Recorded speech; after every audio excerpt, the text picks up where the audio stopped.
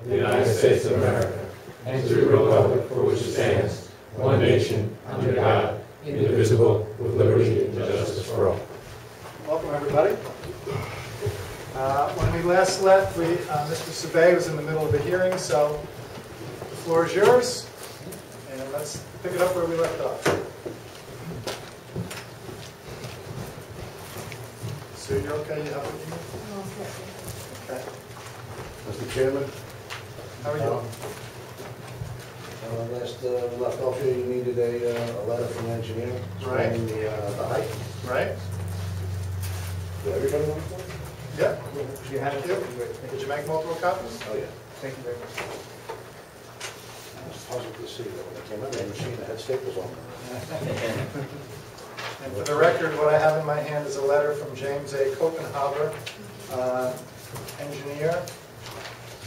Request is made for relief from the 15-foot height restriction for the proposed residential accessory garage with the applicant's permitted use are the operation of 2 car lifts requiring a first floor clearance of 13 feet 2 inches, habitable attic requiring second floor clearance of 7 feet, plus the floor and roof framing requiring a total of 24 feet 4 inches to the peak on the outside of the building. With the proposed architecture and settling for the building, the increased height shall be unobtrusive. The building shall comply with 2009 IRC and IBC as amended for New York, with the 2010 Building Code of New York. Okay?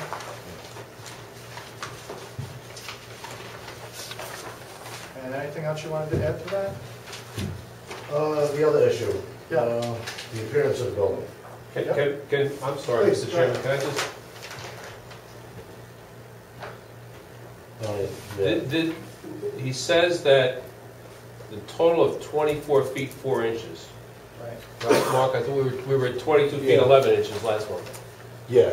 So we grow? So I don't know, I don't know how the number changed.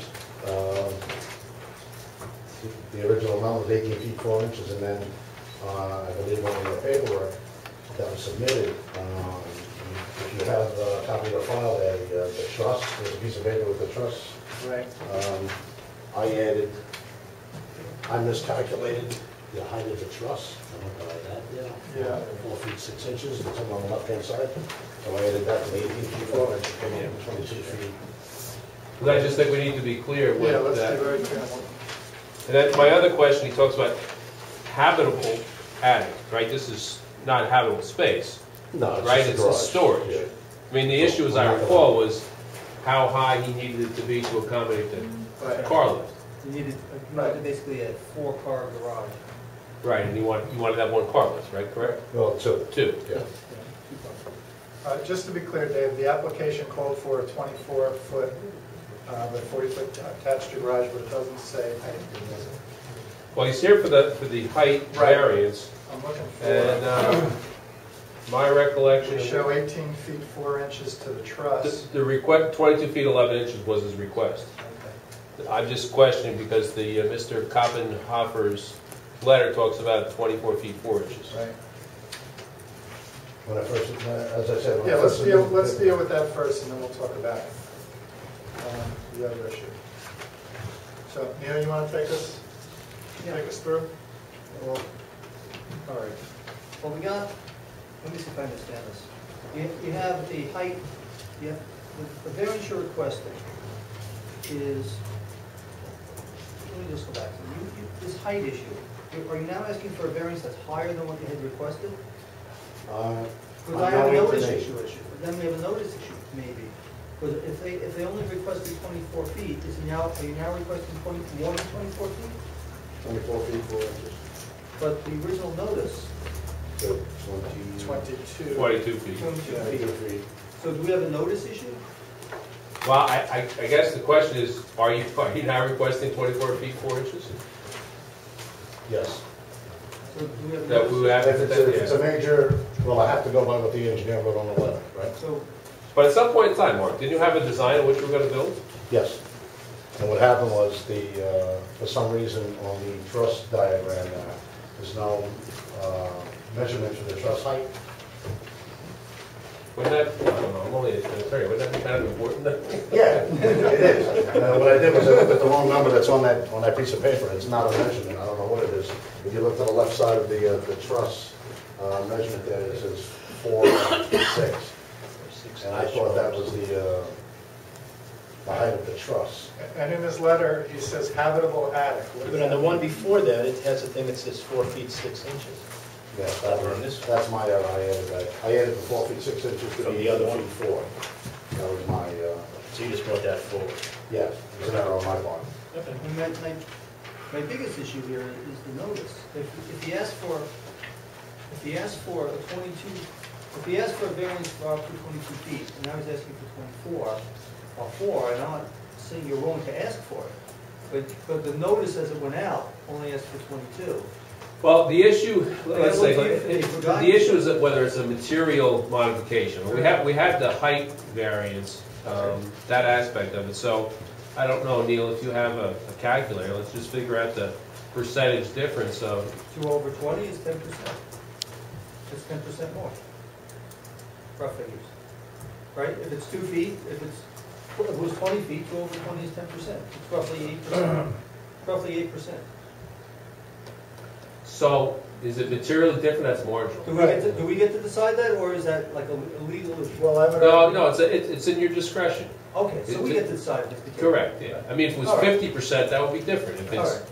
And I would My argue view the is- public is on notice Right. that we're here to Yeah, talk we're here. about the height. a of height this. variance, that's Okay, correct. all right, so my view is it's not material, but I'm okay with that, as it not being material, but I just wanted to make sure that it was within our discretion to make that determination, and that we weren't violating any sort of... So long as we're not Public- irrational or arbitrary and capricious in that determination. Okay, We're okay. I don't think it's material, but I just wanted to make Right, sure I agree with you. that we're compliant. All right, so let's go through the factors. We have undesirable change. I don't know, this place has got a lot of garages, as I recall. So I don't know that it has a really an undesirable change in the character of the neighborhood, although this is a really big garage. Although your neighbors, as I recall, on the other side, did complain about it, as I recall. Yes, and we can also remember the pre-existing, the building that was there before. You had a barn was 28 there. feet high, was much higher. It was much higher. Right. I remember your neighbors complaining about it. Benefit without the area variance. You told us, I believe, that you can't, the only way for you to store these cars is to put them in the garage. There's Yes, no other place for them. unfortunately, my neighbors have been looking at several cars in the driveway for a number of And years. this was your hobby, as I recall, and this is what you like to do. There was an issue in my mind, is can we grant someone a variance who was arguably in violation of other things of the village code? Right. Did you, Storing and abandoning cars, Dave? non-registered cars. Yeah, I mean, do you have an opinion about that, Dave? Well, our options are as follows. I mean, if there's, we can either condition or grant on the resolution of any outstanding violations, continuing the issuance of the variance on that. Okay. Or we can delay. Seems to me, it's up to you, again, but it's much more expedient if you're Okay. inclined to grant the variance to condition upon resolution of any All right. outstanding code violation. I don't, there's only other choices to buy space in other garages, and you've told us that this is cost prohibitive to you. Oh, yes, I'm currently doing it now, and still, we need a third garage, but I don't think it's fair, Okay. you know, living, you know. All right, so you can't get the benefit without the area variance without it being too costly for you to do it. Correct. Okay. Substantiality. It is somewhat substantial. I mean, this is a big garage, it's a big height variance, I think. Is it so terrible? No, but I think it's on the substantial side. Adverse impact or effect on the neighborhood. Will it have an adverse effect or impact on the physical or environmental conditions in the neighborhood or district? I don't think so. I think you got a lot of garages. It's a big garage. His neighbor, although I'm hearing his neighbor now loud and clear, they don't want to look at a big garage. And it's an eyesore to them. They didn't mind looking at a nice barn, but it's an eyesore to them. So it does have an adverse impact on at least on one neighbor in that regard. And it certainly is the hardship self-created, absolutely. There's no question it's self-created, because you want to build a garage, you want to have the cars, but that's not dispositive to us. Although I will say would lean towards the granting of the variance with the proviso with the proviso that he clears up all his violations. So that would be my opinion here. Okay. But that's just my opinion. Okay. I'm going to go around with us, and then I'm going to open it up again to the floor. Did you want to hear about the appearance, or you wanted to wait? And do I that? want to wait for a second, because I want to first talk about this height business. Lynn, you want to throw in? I understand whether it's material or not. I've just been very, very uncomfortable, and I have to say this, that you came in with, for one request, without the letter from the engineer, and then the engineer came in with another request, came in with 2 more feet, even though it's about 10%. To me, that's still significant, given the fact that the height is at issue. So now we're adding to something that was already has a concern attached to it. So I'm a little uncomfortable about that there's not a consistency in the application. Can I add something? Sure. To this? There's room for me to go back to the original height of the original request. We have the letter change. It's my error that I didn't clearly look at it. If you look at it, it's also addressed to the county. I can get that straightened out. The height, I can lower the wall because I really only need the original height that I needed.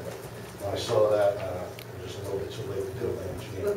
And clearly, the first part was, it was my error, not reading the truss diagram, and yet I read blueprints all day long. I'm on one of the most important projects going on right now in New York, and it's the Freedom Tower. So, for me to miss something like that is quite embarrassing. However, I can, straighten out the letter from the engineer that had the original height. So this way there isn't a problem with that. So you're talking about the 22 feet 11 inches? Yes, 22 feet 11 inches. Okay. Because that little bit there, it's a foot, 5 inches difference, I believe. Okay. So that's, All right. I can do that. Okay, and then just, again, if you could just address the attic. So the habitable attic, first floor clearance is 13 feet 2 inches, and then habitable attic for storage requiring second floor clearance of 7 feet. So that attic is 7 feet? Yes. Okay, so see, this is I guess where my concern is, because my understanding from last month was that this was for cars. Yes. This was not an additional storage area. This was essentially for cars. So to me, I mean, if you could even lower it even a little bit more, because I originally came in to store cars, and now we have storage space on top of the cars. Well, the amount of cars I have, and plus tools and whatnot, there are other things that you have for cars. Like one car is a convertible, and there's a little petty you have for it, and other things. And it's pretty much, I'll say it's a guy thing, just having things for his car. Well, I'm not a guy, so that's... I'm sorry. No, that's okay, that's okay. I go to car shows and whatnot and so forth. I have, I don't know if somebody who's seen I have a 55 Chevy Bel Air 4-door wagon. It's red with the white top. And during the summer, you see me drive around town, there's a surfboard or two hanging out the back. There's picnic baskets inside. You go to a car show, you dress up the car, you take the beach chairs out and stuff like that and whatnot. So this is where I'd be putting all the stuff in my cars and whatnot. It's not so much as, I understand, but No, it's all car stuff. No, I'm not debating whether it's necessary for the cars or it's not necessary for the cars. But my concern is because the primary issue, aside from making it look, nice, the primary issue is the height. So, and when my understanding was when you came in, it was essentially for the cars and the lifts, and I get that. But would it not be possible to store that, say, in an ancillary little like Lowe's shed or something, where you didn't have to add the height? It wouldn't, actually, it has nothing to do with the height, that storage area. It's to do with the car lifts and whatnot. One of my cars, it's a cheap CJ, and it stands 6.5 feet tall. And then when you put it on top of it. Why don't you take us through again what the inside of this garage looks like? Because you have a ground floor. Yes. You've identified for us that you're going to put a couple of lifts that are going to take cars up You take to cars a up, second you'll be able floor. to even store. And then do those cars drive off the lift? No. They stay on the Stays lift? yeah. And they're going up to a second floor, which is surrounded by an Not so extra... much of no, it's an open area. Okay, so where's the second floor? On the second floor would be, if you're looking at the front there, the first two doors on the left of it as you're looking at it are going to be the two toilets. On the third door from the right, Yeah, there's going to be just a single car area. Yeah. That's where my wife, I have to give her some space. right. So her car will be there. All right. If she could be, you know. Anyway, Go ahead. so, I mean, the height, so, I was gonna put a little storage area right above that, above her car. Above her so that I car, could put- yeah. okay. So it would be, you know, just an area where, you know, All right. snow tires to the regular car. So there's not going to be a lift above the third The third one. bed. And so the clearance that you would need for that second, we'll call it the second floor, would be what, you need 7 feet, 8 feet? 7 feet, I think is what the engineer had. He I said mean, seven. from first floor ground up, how much you need to put that second floor? Where does it go? Does it go above my head? Yeah, so Where we'd does it love go? to be able to walk under it. So So 7 if you feet in get out the as air, far, yeah. 7 I'd feet, say 8 feet 7 in the feet. air? 7 or 8 feet, I don't think it says it anywhere on the thing. I mean, how does that affect, so do we need extra height? I Well, guess no, is my if that question. second That's what floor, I'm then trying to it's just understand. over, it's only over the first bay for your, where your wife's car is? Yes. So it's not going across the whole No, length? not at all. Okay.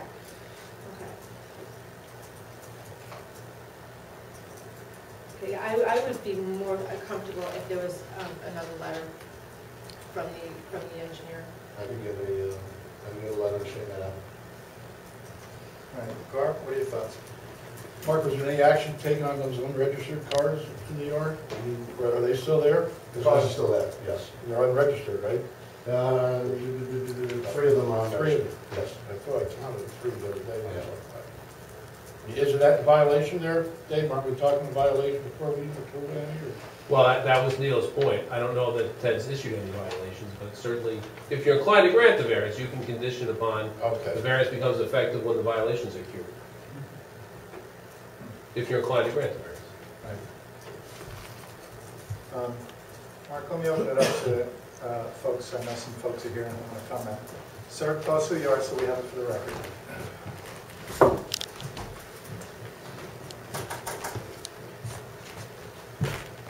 Stanford McKernan, I'm the neighbor. Yes, sir. Hello again. I prepared a subsequent letter to my first one, I'm sorry I didn't get it down here earlier. But there are pictures in here showing all the garages that surround the property in question. And you know that from my last appearance, my problem is the 24 feet. 15 foot, which is the allowable, is fine. And if you look at each one of these pictures are garages Do you that want to border. take us through these? I was about to ask, if you walk us through the pictures, tell us what we're looking at, please. Sure. This picture is, again, I think you all know that my property borders 7 other properties, all to their backyards. This is the neighbor that faces North Church, to the right from my house. He built this garage 2 years ago, all to code, no variances. Meaning it's And- less than 15 feet. I think it's exactly 15 feet. And I think it's beautiful, the way he did it. Next one is just a side shot from standing on my lawn. Then the next picture is directly behind my house, which is the garage and keeping in the, in the style of the houses on, what is it, Lincoln? This is a garage, not a shed? Garage. Oh, okay. That's Don Aitchison's garage. Okay. Next picture is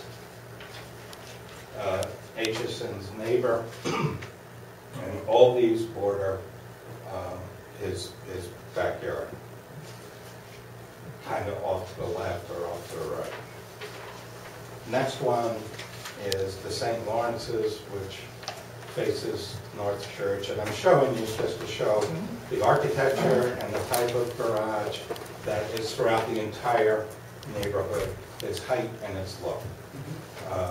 This really doesn't affect this doesn't affect the St. Lawrence's. And this one was a recent garage built, and this is facing Murray. This is the back of it from my property. I don't know Kate and John's last name. And I know they had to get a variance for theirs, but again, 15 feet. So, like I said originally, my problem is the 24 feet. Is this garage, because I'm just going back to the factors we're supposed to consider, which among the things is the undesirable change, whether an undesirable change will be produced in the character of the neighborhood. And is it your position that an undesirable change will be produced in the character of the neighborhood? Absolutely. And is that because the height of this garage is so much higher than everybody else's garage? It's the height, and at the time it was the design that Mark showed originally, but now it seems as though he's improved that. Right. But I think we should at least require a rendering to see what it's really going to look like, not just a line drawing, if we're going to focus in on that one point. Well, it's one of the factors we're supposed to consider, and my initial view was there's a lot of garages in the neighborhood, this is just one more garage, but I'm hearing you loud and clear that this is not just one garage, this is a really big garage and a really tall one. In my mind, this is a building. Okay. Okay. And, you could, and I take it you argue it's a detriment to nearby properties, namely yours. Maybe. Okay. And my recollection is you don't want to have to look at it. You didn't mind looking at the barn that was there. Well, the barn was part of the whole neighborhood at one point. And although it was dilapidated and falling down, it was still kind of unique looking, and it fit the character of all the 1,800 homes in the area. So it was aesthetically in character with the neighborhood? Yeah, I bought my piece of property with the barn in the condition it was. I fully understood what I was doing. I didn't like the way it looked, but I figured Mark would probably upgrade it and fix it at some time. But it got too worn and came down before that happened. What I'd like to do is, if you're okay, let's bring Mark back. Let's talk about what you're going to do with the building. What was your proposal to make it a little more appealing to the neighborhood? Real beautiful garages. I'm building a beautiful garage. What was there before was an eyesore. It was horrible. I have a few little pictures here. There's no windows in it. The wood's peeling. The roof is horrible. This is what he's been looking at for years. I took it down. I want to put up something that's very nice. This is the back part. It's a lousy picture. But I took this eyesore down. Right? And now I want to put something up where you'd be happy to look at. All right? The trim I put on there, it pretty much matches my house. This is the way it is. That's what I want to put up.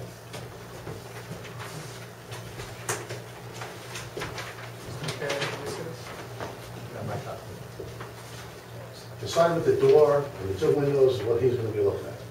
Is this going to look like it's going to look like a commercial garage, though? It's going to look like a residential garage? Yes. Just In the beginning, when I came in here last time, the presentation was with the metal siding and stuff. Right. And he didn't like it, and I said it right here in front of everybody, yes, you're right, absolutely, it's horrible. So all I did was just match the siding on the house. And that's what I'm going to do. Right now, I'm mulling over whether or not I'm going to go with vinyl siding or with wood.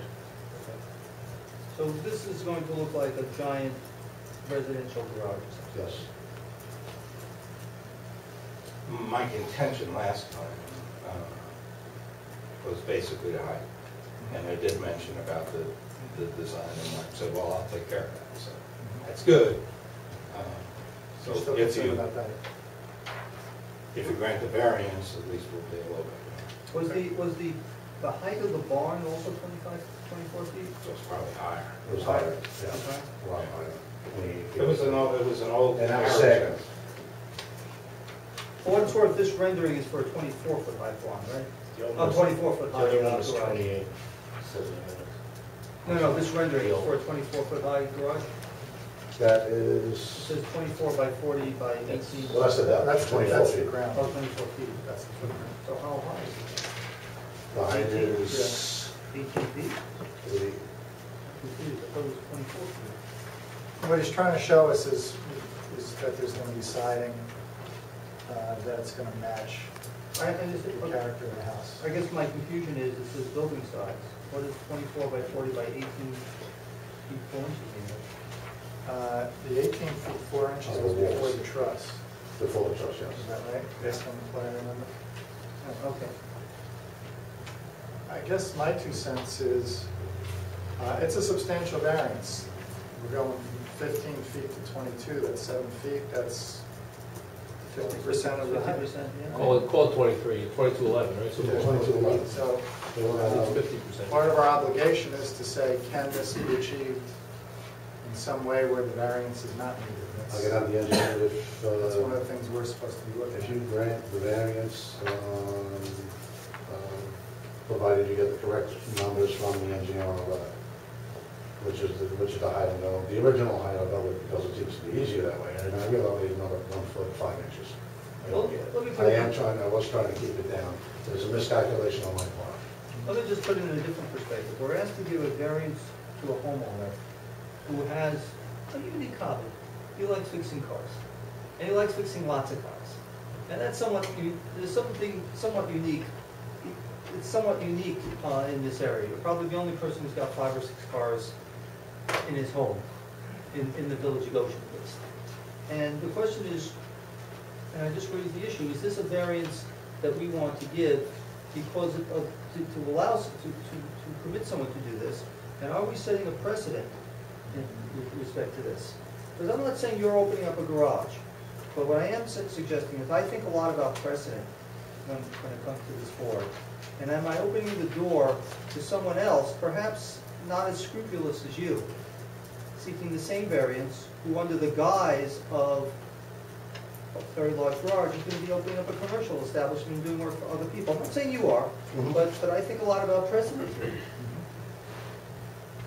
And how do I help me? How do I? I understand. How do I protect our village I had a. from these unscrupulous people? Well, I'm on the previous, you have pictures there, that was an eyesore. I mean, he even said it. I agree with him. It was an eyesore, it wasn't safe. In the best way, instead of trying to straighten it out and do whatever, but it wouldn't fall over, I took it down. Now, instead of putting one up the same size, 28 feet tall, we'd have a little problem, I'm sure. This is all I want. Within the next 10 years, I'm going to retire. I guess- To stay in Goshen, I love it here. I guess the conundrum is if you kept the barn and fixed it up, you wouldn't need a variance at all, because it would have been a pre-existing non-conforming use. And you wouldn't have had to come to us. Anything you want to add? Yeah, I kind of hesitate. The barn, let's be clear, that it was leaning to the point where it was unsafe. It more or less fell down, and you had to take it down, or it was going to fall down. It basically laid on the ground for 10 years before it got, or 5 years, I don't know the exact, before it got cleaned up. Let me ask you this question. Do you think the neighborhood would look better cleaned up if these cars that when I went there were all over the place were actually in a garage and out of plain view? I'd have to say yes. That's- But I would think that if you had a three-door wide, deeper garage, instead of I don't know if there's any rules on depth, that if you park the cars front to back, it would make the building bigger, but not as high, I think.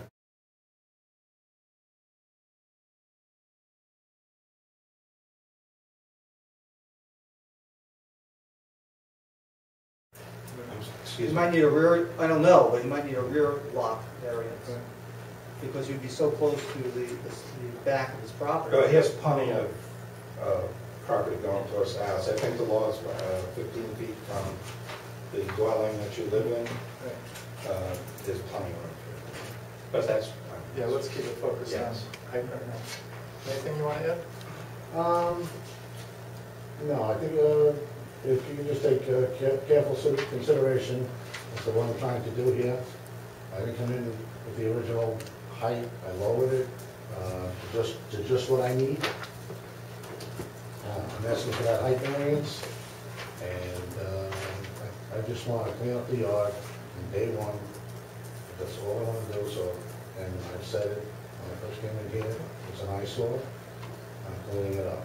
And it's going to be a beautiful building when it's done. There's going to be other things going to add to it, gingerbread, because I'm in the process of doing a house right now. If you go by the house, you see the front porches. What's gingerbread, part of my ignorance? Gingerbread, corner brackets, on the leaves and whatnot, So it's going to match the house. Pretty much the same thing as what I drew here, the diamond on the sides, on the sides of the house and on the front of my house also. It's going to be the same thing, it's going to be the same color also. There's nothing on here, unless I missed it, indicating what the materials are, right?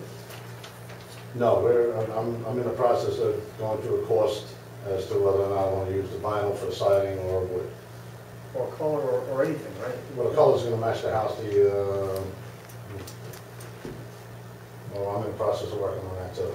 On the house, so I can, if my wife changes the colors of the house, because we're redoing the front porch right now. I just did the roof last summer, the summer before, so. Dave, what if anything can we do to assure that, should we decide to grant the variance, what if anything can we do to make sure that there is vinyl siding, that there is, complementary colors and things like that? Are we allowed to put conditions like that? Well, if your concern is the character of the neighborhood, Right. You can place reasonable conditions that are related to your desire to make this structure consistent with the neighborhood. Right. So you can impose reasonable conditions. I mean, kind of going through that in my mind as you were deliberating, you wanted 22 feet 11 inches being one of them. I think I heard no commercial use is another one. That's right. And then my other thought is consistent, that the building plans need to be consistent. I don't know what you have in front of you because I haven't seen that, but they We need to have be. basically a black and white rendering of what it is, of what it Well, look like. It wasn't intentional.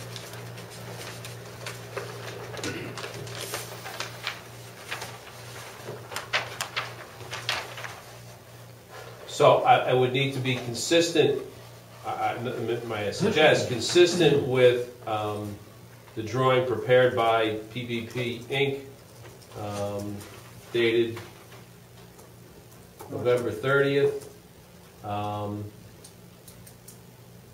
In terms of, and consistent with Mr. Sabay's representations tonight, in terms of what the color is. In terms of the composition, I don't know that, a homeowner could change their house to vinyl, from wood to vinyl, so I think even if you say you want to match the house, to be consistent with the neighborhood, I mean, I think that's reasonable. What about the storing of cars on the property? Well, I think one of any neighbor's fears would be, we do this, he puts 6 cars in there, he has 13, 20 cars, how many you got? 13. And we find 6 more cars in the driveway. that's an enforcement issue. I mean, one of the other conditions, obviously, that you're concerned about is resolution of any code issues. That does become a code enforcement issue after the fact. Certainly you can, if you want, you can condition the variance on complying with all municipal code requirements, but that's implied in every variance issue anyway. All right, anything you'd like to add?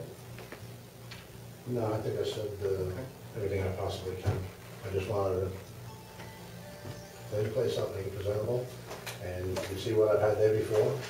And yes, it's an eyesore, and throughout the process of taking it down, it wasn't 5 years, it was a lot less than that.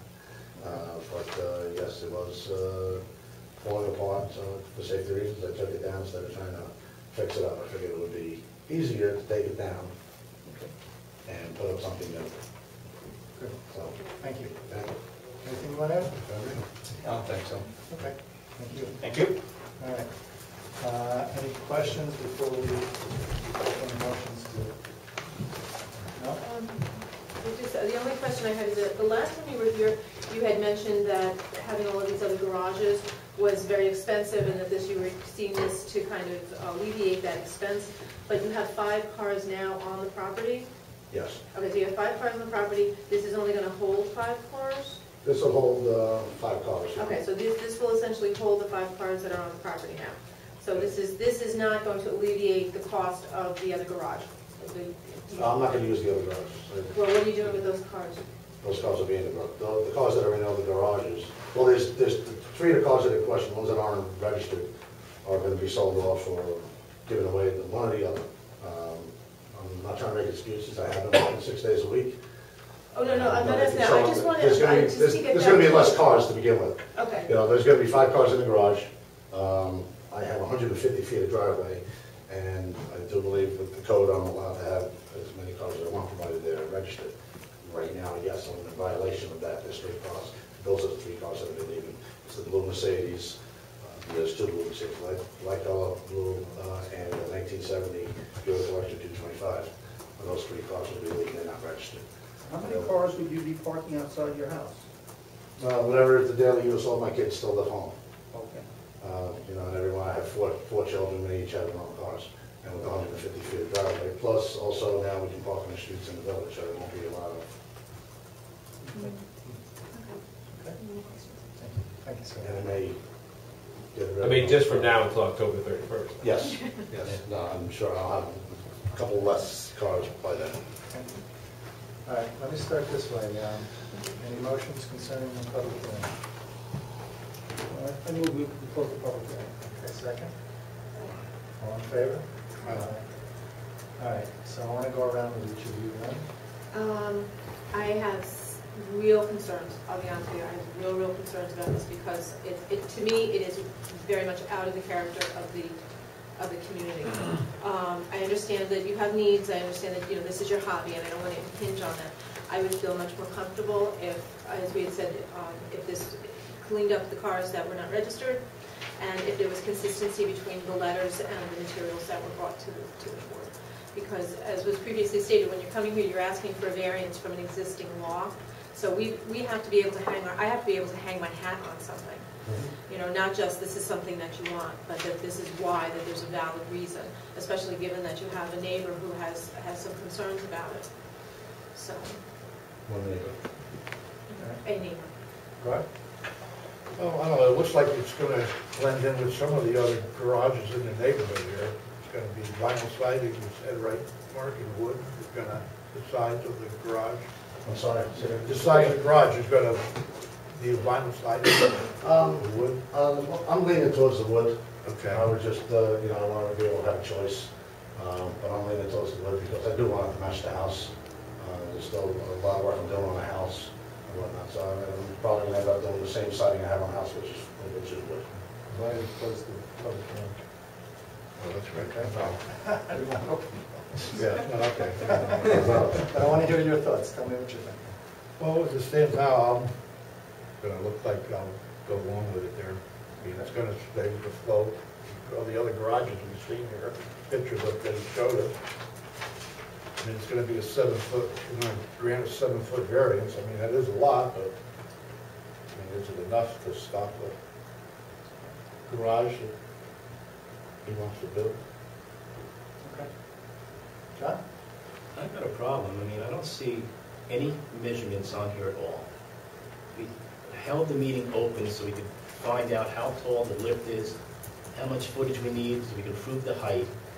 And then I come back and get asked a number, and then somehow I can change the numbers to where we were a week ago. This is an engineer's print. I don't think any of these guys would hand me anything without a measurement on it. And I can't hand that to Ted and say, well, here's your print. I mean, he hasn't proved to me the height. I mean, it was like, how high do you need the lift? How high is the car? How high are the trusses? And then all of a sudden, oh, I can take 1.5 foot away. Well, you could have done that last month. There's nothing on here. I mean, nothing changed. I mean, we're not here to decide what coating's going on with it. That could be the planning. We're here for height variance. It's none of our business, to me, what we're doing with the other part. But to me, the part that I'm looking at is the height. And I was expecting a drawing here that would show me, hey, I need the lift and it's going to go 8 foot high. My car is 4 foot high. I need another car on top of that. I'm going to put a car under it. Here's my trusses. It adds up to 24 foot. I don't even see a measurement of how wide the door is, the windows, the height, the width. You know, I got one number over here, but our question was, why do you need this height? How did you come up with 23 feet 6 inches, 21 feet 5 inches? And I'm not sure I'm seeing that. I mean, you know, you came with a number, then all of a sudden you're changing it 1.5 foot. How do you do that? So, I mean, you know, I want to see that foot. I want to give that to Ted and say, here's the height they need, here's what they told us, and this is what I'm approving, because you come as the next guy and ask a question, and it's like I'm handing you this. I can't do that. I mean, these guys aren't going to hand me someone else footages on it from quick checks. I mean, I have a problem. Yeah. Sorry. I'm on the, you know, I have to tell you, I'm on sort of the fence on this.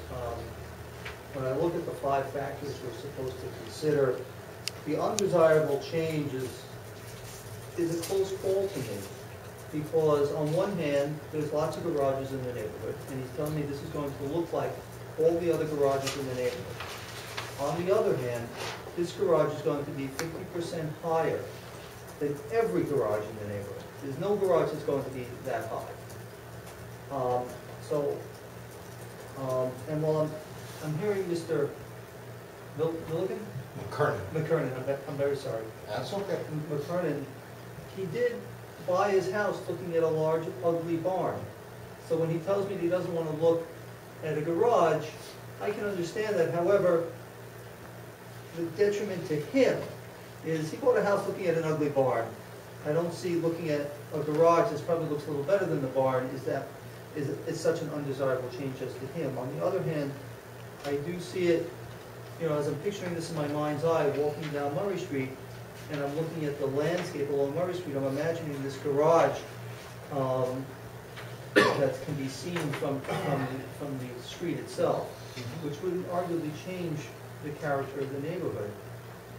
Then when I go to the benefit without the area variance, the reason the applicant wants this is because he wants to be able to work on 5 cars, or he's a 5-car garage. That's an unusual amount of cars to work on.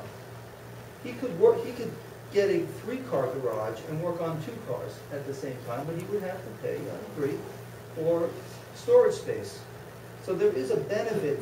You know, the benefit he wants is to have enough space to work on some cars, just not 5 cars. And one of the things we asked is there, can it be achieved by some method feasible for the applicant to pursue other than the area variance?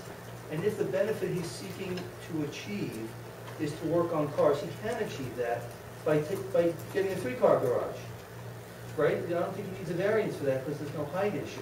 Correct. He just happens to have a lot of drivers. On the other hand, you know, and then let me just go back a second. He's got cars in his driveway. If you say we can't prohibit the amount of cars in his driveway, then what's going to happen is we're going to see, or the neighbors are going to see, not 5 cars or 6 cars, but maybe 9 cars. And I assume they'll all be registered. But they're still going to see 9 cars in his driveway. So, you know, is this really benefit to them? Is it really beneficial to neighbors? He's allowed to keep 9 cars in his driveway. Is that really better than seeing the garage? It's a close call to me. And that goes to the adverse impact or effect on the neighborhood. Substantial, I don't think there's any question that this is substantial. This is the biggest height variance I think I've seen us give. And I'm not aware that we've ever given a height variance of 50% for anything. And I have a level of concern that suppose someone wants to build a house with a 3rd story, and they want a 50% height variance. They're going to cite this case as precedent that we give 50% height variances, and I don't want to do that. And I'm trying to think of something unique that we could put in, and certainly self-created. So, you know, I think, as much as I'd like to see them have a garage, you know, when I look at the factors, they really, when you look at them, undesirable change, the answer is yes. Benefit without the area variance, the answer is maybe. Substantiality, absolutely yes. Adverse impact or effect on the other, I would say maybe on a scale of 1 to 10, I'm leaning towards a 6. Self-creation, absolutely yes. So when I weigh all these factors, I have to come up with no to the variance as done.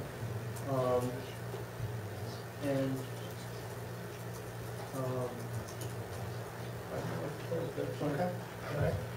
So, do I have any motions? Does anybody have a motion that they want to put on the floor? I'm going to make a motion to deny the variance. Okay, do I have a second? Second. All in favor? Opposed? Okay. So, Mr. Survey, what that means is we voted against granting you the variance based on what you presented us. Okay? Dave, you could probably explain to him options from here. As to what You have the option to comply, build a garage that's 15 feet in height, or you can retool your application. You can't submit the same application. The same application would require a unanimous vote from the board to rehear you, but if you modify your application in some fashion, you could resubmit. Thank you for your time. Thank you, sir. Thank you.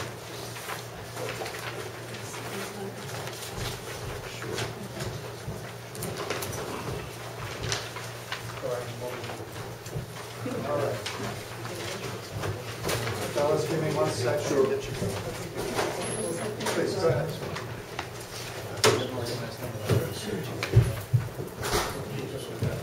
Mr. Kaplicki, if you want to discard your notices, do that one. He's in charge. Oh, I'm in charge.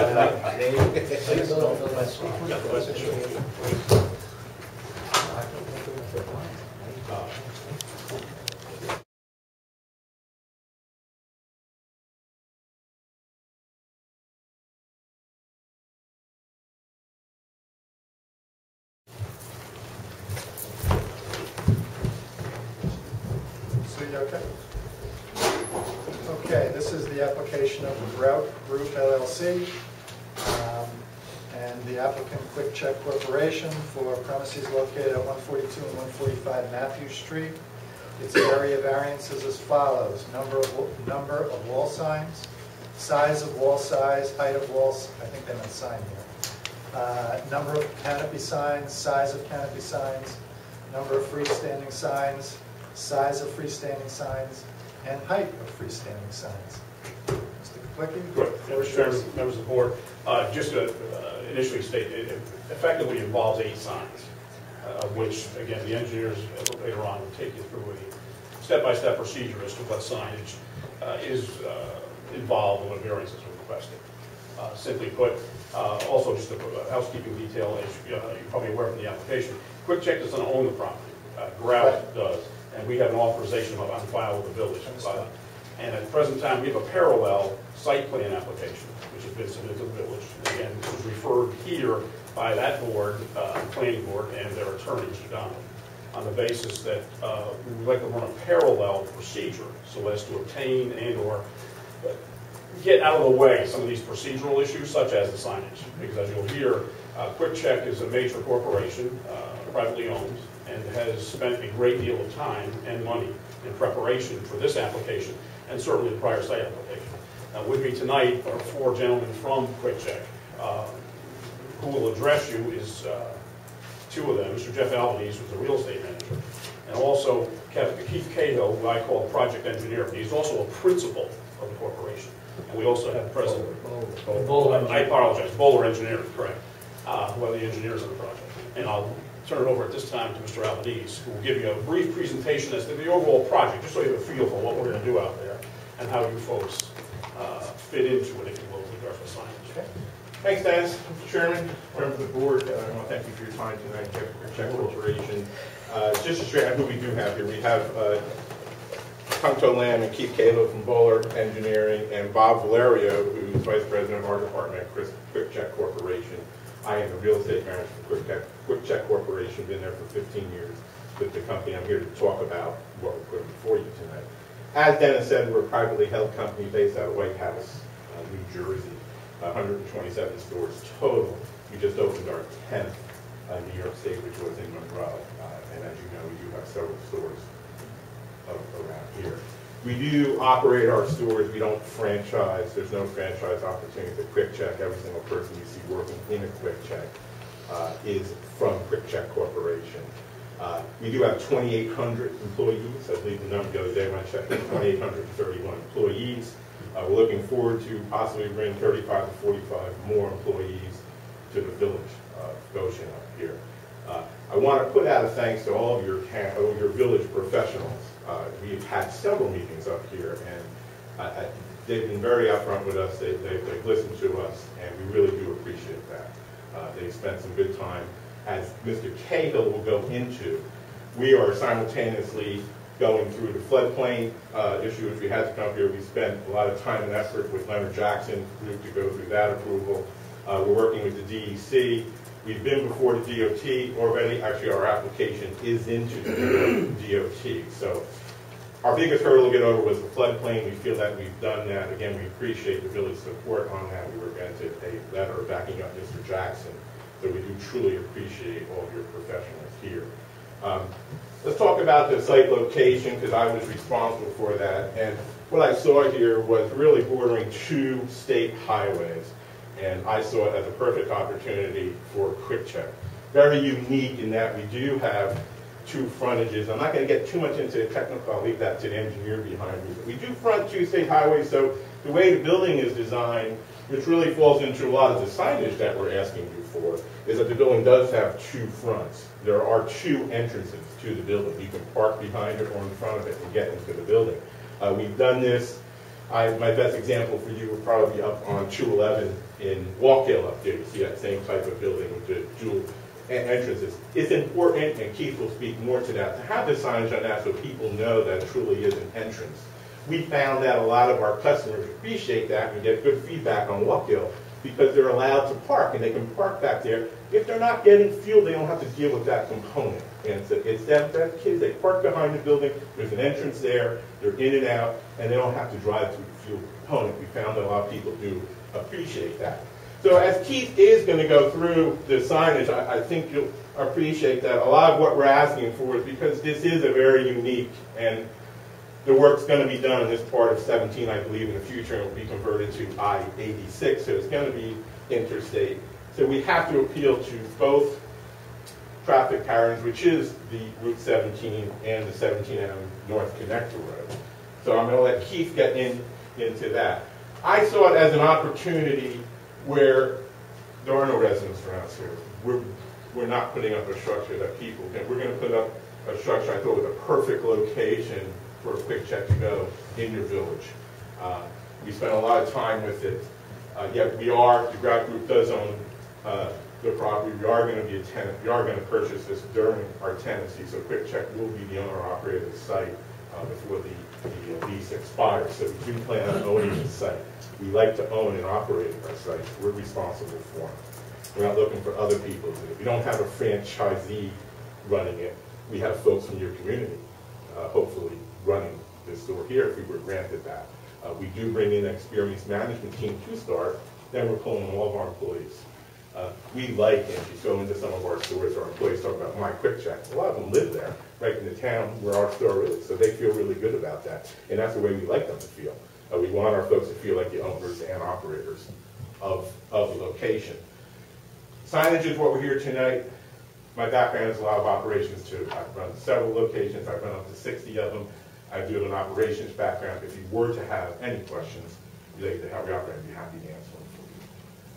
With that, I think I've covered everything that I need to. And Keith? Any questions? I'm sorry. Question, then we come back. Go ahead. Yeah. Good evening, and thank you also for this time to speak tonight. Keith Cahill, Bowler Engineering, Principal Bowler, prepared the civil engineering plans, site plans are in front of you. I've personally been working with Quick Check in excess of 10 years and have developed a good relationship in terms of understanding their needs as a business, their needs from an engineering standpoint, and as a team I think we've can work together well, and I appreciate the fact that they pick sites that typically have enough room for what they're looking for, and this is no exception. We're looking at a site that's 6.6 acres. As Jeff indicated, it's between the North Connector Road and Route 17. We have in excess of 500 feet of frontage on North Connector and 600 feet along Route 17. We are in the DS zone. To give you an idea, the minimum lot there is under an acre. Frontage on the road would be a minimum of 100 feet. So envision, we got essentially almost something that's 6 times what you would need for a single lot. So that's just an idea too in terms of when we're looking at the proposal in terms of the building and the canopy, and when we start speaking about the size of signs and the numbers because of the size of this site. When we refer to the aerial, you can see there's really nothing relative in terms of any neighbors, residents, or anything to that nature. Just for reference, north is to the top of the page, and you can see Route 17 running along the bottom of our site, and the connector road along the top side and the north side. The intersection of Route 207 is just to the west. And at that intersection are 2 existing service stations, the existing mobile station on the east corner, or the northeast corner, and the Gulf station on the northwest corner, and I'll refer to those in a moment. Just as a comparison to show that what we're proposing really isn't out of character either of what on something that's a much smaller lot and density in terms of what to propose versus what we're proposing. So just to give you a quick run through on what we are proposing, I know we're going to focus on signs, but just to give you an idea of what we've been in front of the planning board, and as Jeff indicated, we have been working on this in excess of 2 years behind the scenes. There's a lot of, it's an investment, a significant investment, not only from if and when this project moves forward from a construction standpoint to build this site and this type of facility, but just on the back end, on the hundreds of thousands of dollars to relocate a floodplain and deal with the DEP and deal with the DOT, to develop the sets of plans and the engineering documents to do that in a time frame that does work, like I said, about 2 years into this, and we probably have 1 more year left. So in any case, just to give you an idea of again, what's being proposed, access is coming off of North Connector Road. We have a single point of access where we're proposing a driveway that would be full movement. DOT is asking us to widen the connector road right here to allow a left turn entrance lane into our site. We're also widening some shoulders in there to facilitate the movements in a safe fashion in and out of the site. Our exit movements will have a 2-lane exit, so we can have the left turn lane out, the left turn lane out, so the cars won't queue up. If there's somebody waiting to make left, you can start up right out, especially to get back out onto Route 17. In terms of the development, we're proposing a 6,924 square foot convenience store. We are having 14 seats inside. How big, I'm sorry? 6,924 square feet. How does that compare to the one in, say, Florida? Yes, Florida's a little larger. 7,200. 7,200. Okay. To give you an idea. I just want to get a sense. In terms of the canopy, this is the essentially the same canopy that we have in Florida, which is a 9-dispenser layout, a 3x3, which what I'll call 3 rows of 3 dispensers that provides 18 fueling positions for our facility. Each pump you can fuel on either side, creating 18 fueling positions. We're proposing 4 underground storage tanks, each 20,000 gallons, and we have a fuel offering of 3 grades of gas. We also are having a grade of diesel that would be provided by 2 dispensers that are, I'll call, on the north line of dispensers. The 2 outer dispensers would be a 4-product dispenser that could, besides being able to deliver gas, it could also deliver diesel to be self-proposed for that. In and around the facility, you can see we can circulate around our site with 2-way drive aisles. We have 62 parking stalls provided. As Mr. Albany's indicated, we have an entrance on what I'll call the rear of the building, but due to the unique site having basically 2 frontages at complete opposite ends of the site, rather than a corner intersection, 2 opposite ends, we typically locate our loading zone in the rear, so it's not visible. But in this case, we have high visibility at the rear of our site. So to at least have a nicer appearance on the building, what we've decided to do is have a frontage on that side, provide an entrance, as Mr. Albanese indicated, and allowing parking on that side. And also have, when you drive past this site, no matter what we do, and I'll show you some photos from both sides of the road, this site is going to be visible. And we want to have it to look as nice as possible, and at the same token provide an architecture which will allow us to have some signage on that building to identify where you enter the building and to identify what's there. We are relatively new to Hudson Valley and are looking to promote and make this facility and operation as successful as possible in the village. So I think that gives you a general idea of what's being proposed. The only entrance for this is going to be off of what, 207? Off the connector road. Off the connector road. Yes, that's the only entrance in and out. We can't get a direct entrance off of Route 17. I would love to, I'm sure, Quick Check would love that. Yeah, we asked. We asked. Yeah. But we can't do that. But Build a ramp. just a couple other items I just want to point out. In the rear of the facility, we do have a masonry trash enclosure for cleaning, housing our recycling facility as well as our trash. We have a maintenance shed out there to utilize for our landscaping and maintain the yard itself. So I mean, everything would be enclosed in a nice structure that would match the essence, the architecture of the building in terms of the materials. So I hope that gives you an idea of what's being proposed. Is it going to look like the one in Florida, the one in Walt Hill? You know, Yeah, and I'm going to go through. Because I've been going through quick checks. When I get this application, I now stop at every quick check just to see what it looks like. What I'd like to do is show a 3D rendering. I'll come back to a specific just for the building elevation. But what we've done here is taken a photo as if we were across Route 17 looking onto the site. And what we've overlaid is basically generated a 3D model of the proposed landscaping that you would see and the elevation of the building.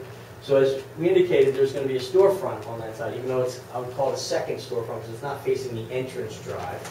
It's facing the highway where you can't come off it. But you can see we're trying to make it a nice appearance for landscaping the area. And the sign that is on that building is the word Quick Check with the letter Q, which is 104.3 square feet. So you're taking this picture from the westbound side of 17? Yes, and I'll show you from the rendering. We're on the, I'll call it the westbound lanes looking across the site, into our site as you look to the east. That makes sense? Yes. Okay. So that, in essence, is what you will see as best model that we can come up with in terms of the signage for the building, what the building will look like as you're looking from Route 17 heading to the west. And as you can see the entrance sign, or the exit sign for exit 123 immediately ahead of you, and the freestanding ID sign that we're proposing that identifies the Quick Check, the fuel prices, etc. And again, I have a blow-up of this, so I want to go through that. But this is what ultimately you would see. And again, I just emphasize the size of the property, the length of the frontage. You said 123, wouldn't it be 124? No. That's right. Yeah, and you can read it actually on there. 124, 124. Yeah, you can read the sign on there. That's the physical picture of the exit. And that's, you're seeing that sign that's located right in this area, which you're getting off just as you travel west. I understand the sign. Just spaced underneath it, right? So. Right. Okay. Okay. In regards to the appearance, when you are looking at the site from the connector road, this would be the view. Go back. When you're looking back to the southeast, approaching this site.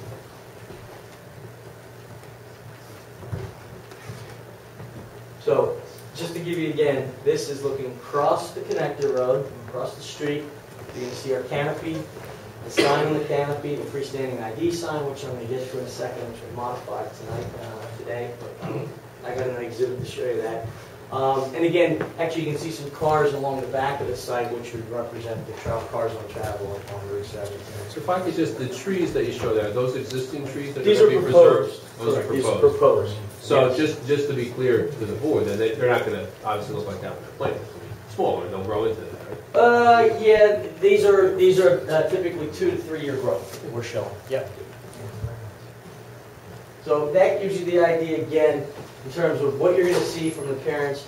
We have brick columns, the facade with a nice roof, the shingled roof on it. It's not just a typical canopy similar to the Gulf or the Mobile that you see down the street. It's to look and built to last with the materials that we are using. Just to point out too, and I'll go through in detail the signs, the numbers and where they come. So I want to start first with the building signs and the elevations.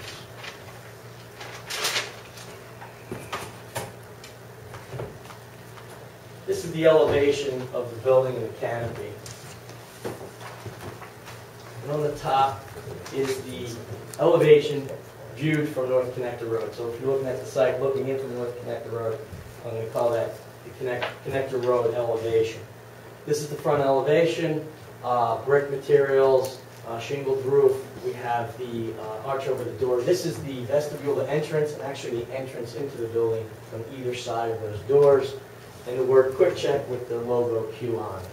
That sign is 104.3 square feet, requiring a variance. The sign is internally illuminated, which is also a variance from your ordinance. Okay, Each so hold on. Yeah, let's take it one at a One time. at a time. Right. So you got a 104 square foot sign. What does the code say you're permitted to have? In other words, how substantial is the? Yeah, do you have a chart? Because I saw it in the site plan. Yes. You may want to. Like on sheet 5. Yeah. If you look on sheet 4, there's a signage table. But it talked about 139 and a half, right? Yes. Is that not no longer the case? Well, no, that's what is, if you do the math on 10% of the facade of the building, you're allowed to use. However, there's a maximum of 60 square feet. So the reason it's a variance is that 60 square feet is the maximum size. Correct, but the proposal on here, right, wasn't that? No, it's proposed to be 104.3 square feet. What's the one that says, I have the wrong one, 139.5? Nope, that's That's not it? That's the calculation? That's the calculation. Gotcha, so it's 100. Your ordinance allows 10% of the building facade. So if you calculate 10% of this building facade, you're allowed 139.4 square feet. However, there is a maximum limit of 60. So in essence, there's a variance because we're exceeding 60 square feet. Okay, so you're looking for a 40 square foot, roughly a 40 square foot Yes, variance. that exceeds it. That's correct, yeah. Okay. Yes. So I get a sense of where we are in relation to Yes. what the code is. Yep.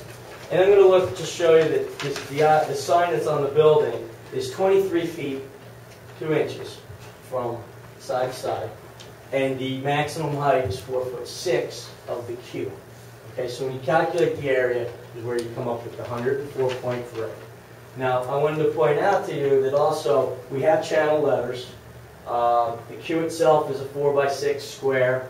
So in essence, if you kind of separated those items, or if you just look at the channel part, it's actually less in terms of, you may be familiar with the Gulf station, the signs that are over top of that building, they're entirely illuminated across the whole width, and then you have the sign that says Subway, or the sign that says Gulf, 2 signs on each front, right? The whole band is illuminated. In this case, just the channel letters.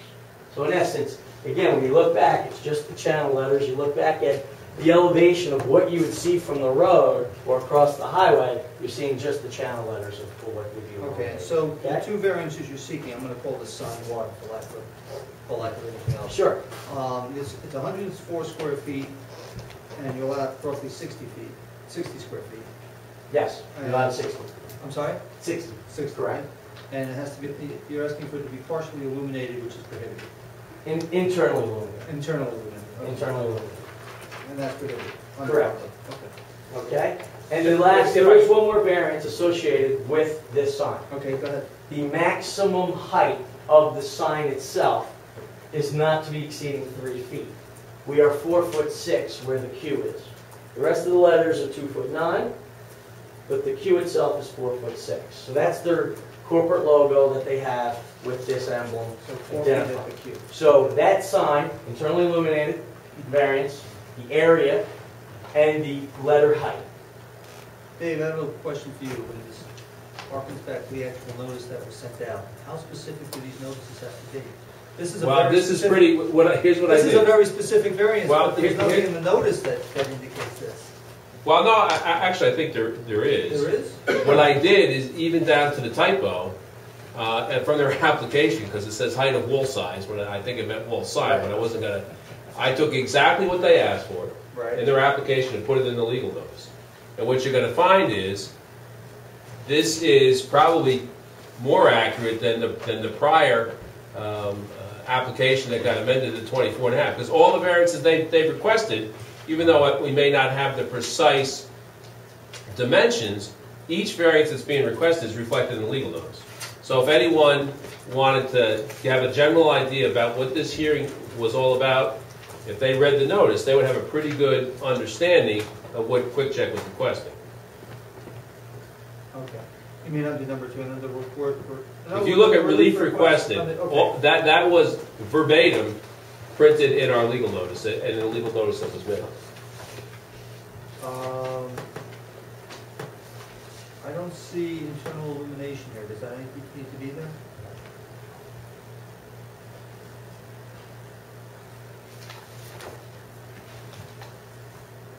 That's a good point, Neil. Sorry. Well, no, it's...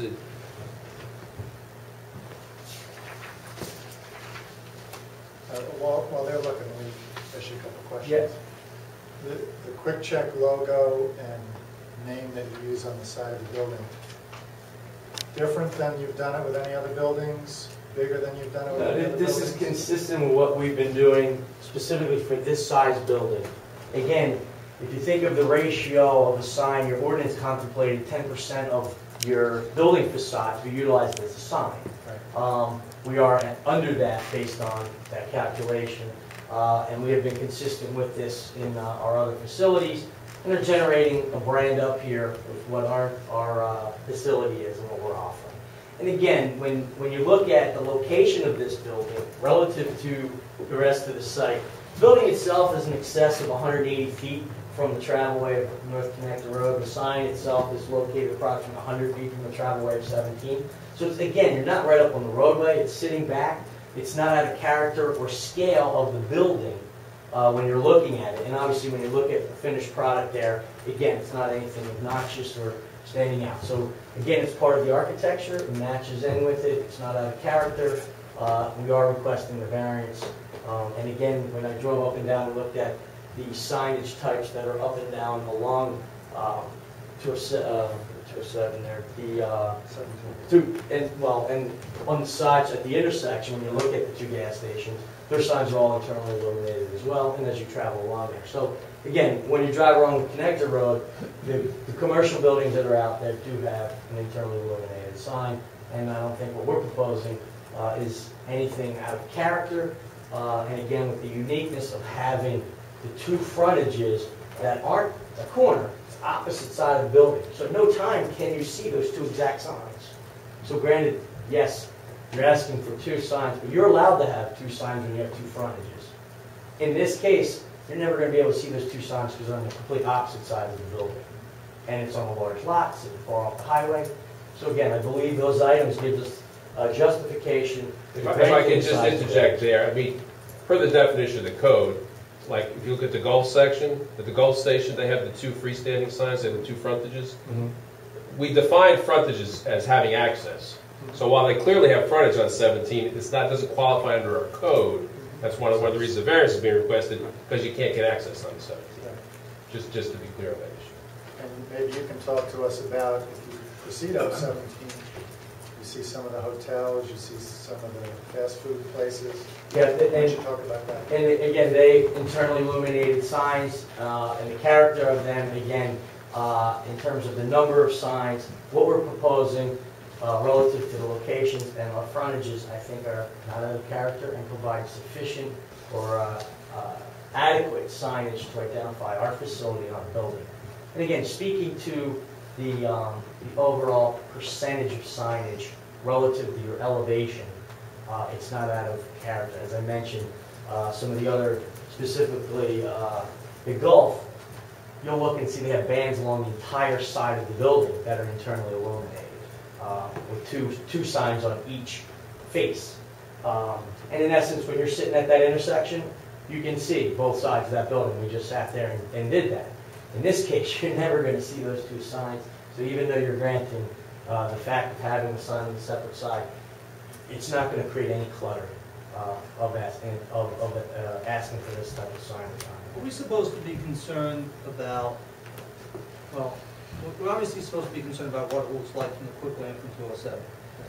Are we supposed to be concerned about whether, not just that it's in the character of it, but whether or not it's distracting to drivers?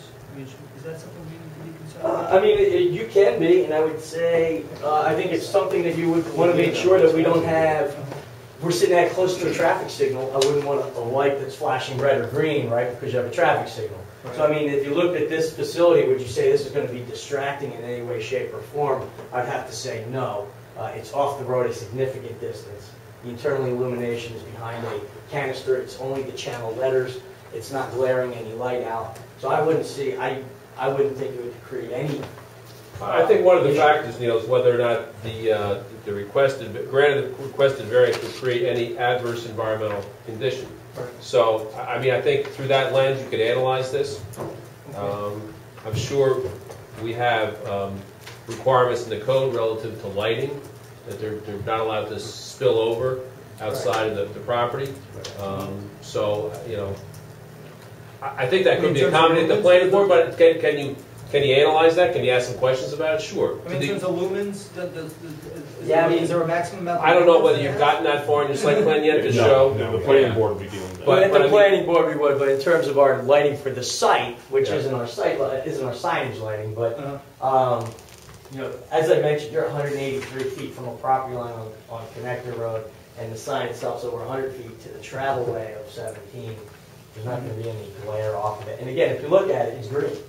It's an opaque. It's not clear. It's not a white that would actually allow more light through it. It gets dimmed off, but it makes it glow. Doesn't blink. Glow up. So that isn't, in our view, any negative impact to the traveling public in any way, shape, or form. Dave, can you tell me what's the policy reason for prohibiting internally illuminated signs in our code?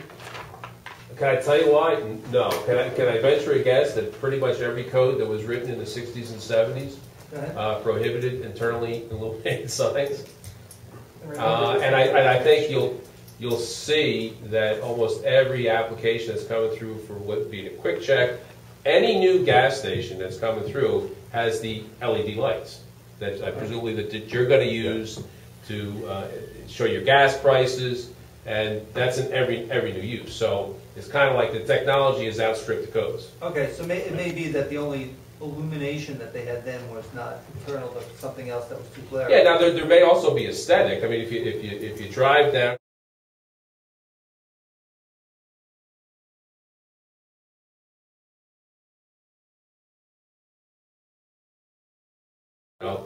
You'll see other signs. You'll see Murray's Florist. I mean, it kind of looks quaint, you know, with the indirect illumination. But the Gulf and I'm not sure if the freestanding mobile sign is internally illuminated or not. It is. Okay. But typically those types of signs are. So they're the signs related to what I call the building signs. 2 signs on the building, 1 on each side facing Connector Road. There are the variances associated with that. I'm going to interrupt you for a second. For the sake of our sanity, this was the building sign section. So if you have any more questions about this section, let's do it now. Right. Otherwise, let's move on to the next Great. set. Great. That way we can kind of... Yep. If I You're in pairs, so hopefully there's 4, right? There's 4 building facade signs. Do I have that right, or is there 2 building facade? Because I'm unclear on the building facade and the canopy. Right. I'm going to get to the canopy. This is the way I'm going to classify the 8 signs. There's 2 building signs, which are attached to our physical quick check building. Okay. There are 2 canopy signs. Okay, so on the wall mounted. They're defined as Gotcha. building mounted signs. So that's in the We wall call them mounted. canopy signs, but we're following the building mounted criteria. Gotcha. We have 2 freestanding ID signs that are out by the driveways to identify them.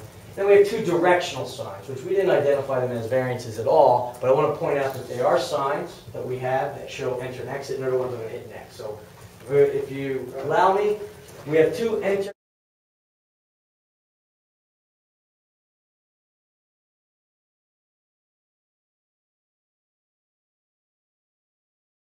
Are internally illuminated. Now, I did not call them out as variances because there was no criteria for directional signs.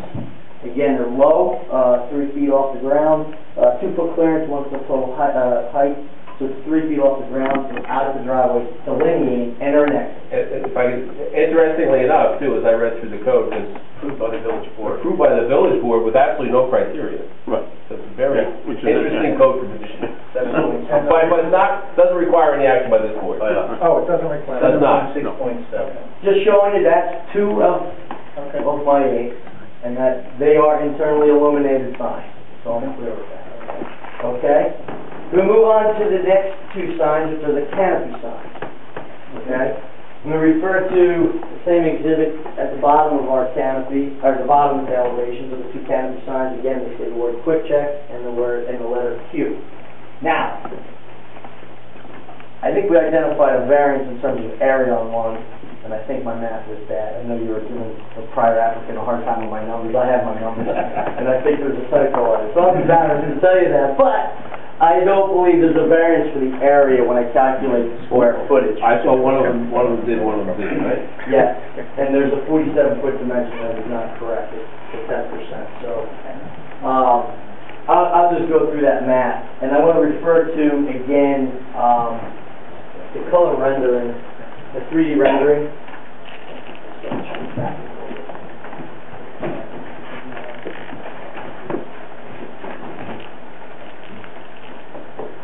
On this, as you enter, or from Connector Road, we have a sign for the quick check. This is taken from a specific vantage point that actually blocks to some degree, but it's mounted into the canopy. The channel letters are internally illuminated, and again has quick check and the letter Q there. The area is 22.4 square feet. I'm going to refer to the detail that we have for this. Wait, what is 22? 22.4 square feet is the word quick check with the Q on. Okay. Okay? The dimension there overall is 10 foot 7.5 inches by 2 foot and 1.5 inches. So when we do the math there, that comes up with our 22.6 square feet. Okay? And again, I want to show you on the site plan where they're located, because again, these are, because of the unique layout of this site, different than other sites, we aren't on a corner. However, the angle and placement of our canopy here, we're locating the 2 signs. One that would be visible as you're traveling westbound on the connector road on the east face of the canopy, and one sign on the north face of the canopy, which is visible when you're traveling east on the connector road. Does that make sense? Yeah. They're both located on the corner of the canopy on the fascia. So when you're looking at this exhibit, you can see the location of the corners of where it's located. That's where they are. The unique aspect of it is you're only going to see one sign at any time, because as you drive in the direction heading east, you only see the one sign on the canopy. When you're heading to the west, you only see the sign on the other. So it's located in the proper location. We don't have any signs anywhere else, not going to be visible anywhere. It's there. What will it look like then from the Route 17 side without the sign? What will the canopy look like? From Route 17? Yeah, because it won't have the sign. Yeah, you can't see the canopy as you're looking across. Now, as you're traveling down, you can see there's a tree line. You know, we're planting in here. We're de-restricting all this property, by the way, and reforesting a lot of it back to the state. So we expect some growth to come back in here. But what I want to point out is that you really have a very hard time seeing the canopy from 17. You probably actually have a better shot if you have an overpass when you're heading in the other direction, but you got a very limited window to get it. So it really didn't make sense to add a sign. We're not here asking for it, but we are asking for, in theory, we only have one frontage of our canopy. I argue that because of the angle, then I think both faces are facing the road and I don't need a variance, but I do. So the variance you're seeking for this 22.66 square foot quick check sign is a frontage. So we're asking for 2. The number, not the area. And compare for us the canopies at Gulf and Mobile. Okay, both Gulf and Mobile have 2 signs on them. They're sitting at a corner. It makes sense. I give you the justification that because of the orientation of our site, which is driven by our environmental constraints, then we're asking for 2 signs, but we are, in essence, sitting as if we're in a corner, we're in our canopy. So we're not doing anything different in terms of somebody sitting in a corner. We have frontage in my view. You got view from both sides on the way that it's sitting. So you're consistent with that. In terms of size, the Gulf canopy, I don't know if you've been past it, is more of a box here that bumps up actually above the fascia. It's approximately 30 square feet in terms of 6 feet. If you take the smallest rectangle, 6 by 5, it's about 30 square feet. We're at 22.6. The bubble, the word bubble is a little bit smaller than the quick check with the Q. I don't have the exact area, but I'd say it's on par in terms of setting it in it. It is channel letters, very similar to ours, and it's internally illuminated as well. So both canopies that are neighboring to us have 2 signs on them. Both of them have internally illuminated signs. We're asking for the same thing. And again, in terms of the size of our canopy, when you go back to look at that elevation, we have a larger length and depth or height of it because of the architecture and type of structure there. So when you look at 10% of that facade, we're actually allowed to have 24 square feet is the number that's allowed in the smallest space, which would be the one that's facing to the east. Again, we're under that square footage. So again, we're not here for an area variance on that sign. We're here for the number. And again, I'm pointing out that it's internally illuminated.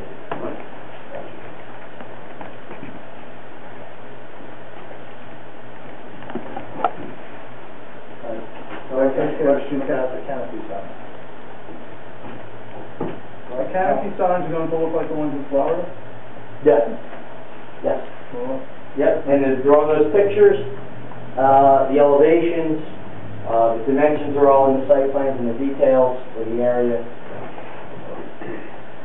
Okay. That's 6 out of the 8 signs. The last 2 signs are, I'll call them freestanding ID signs.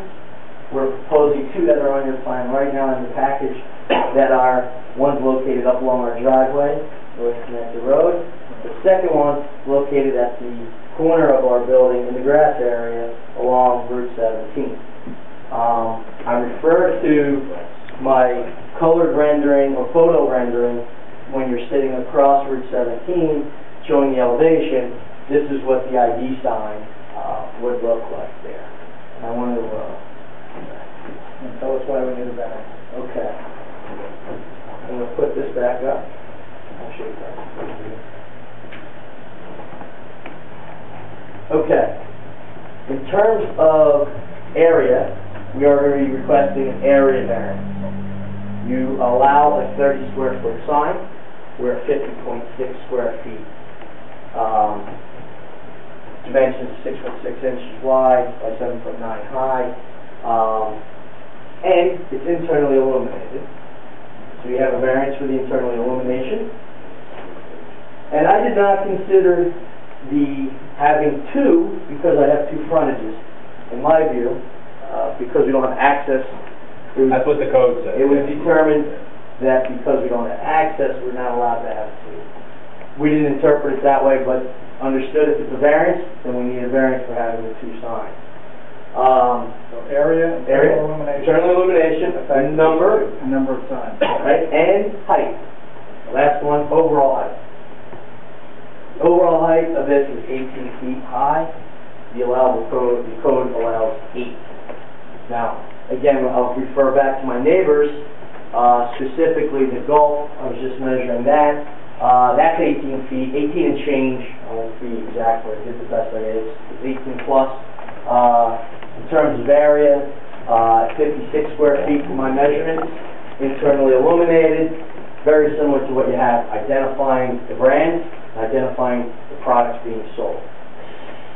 Look at mobile, a little older sign, area approximate, and I'm not going to get specific. Again, I would say it's in the 30 to 35 square foot area. The height again exceeds 8. We have an expert in the room. Just giving you an idea of the character. There is a freestanding ID sign. It is greater than 8 feet in height, and it is internally illuminated. But it's not 18 feet. I would say it's probably just under 18, it's above 8. Okay, while you do that, can I ask if you had any opportunity to discuss with the building inspector, because I did not, with the planning board, the applicability of 7.6.2.3, which says, because on one page, if you guys read through this, it says clearly, freestanding signs shall not exceed 8 feet in height. 7.6.2.1. Then we go to 7.6.2.3, no freestanding sign shall exceed 25 feet above ground level, measured from the top of the sign. Although I don't know where else I don't know why you would measure the bottom of the sign. I don't know where else you would measure. I mean, I know it's our code, but I haven't come across this before. Did I have a discussion with the building inspector? No, I don't.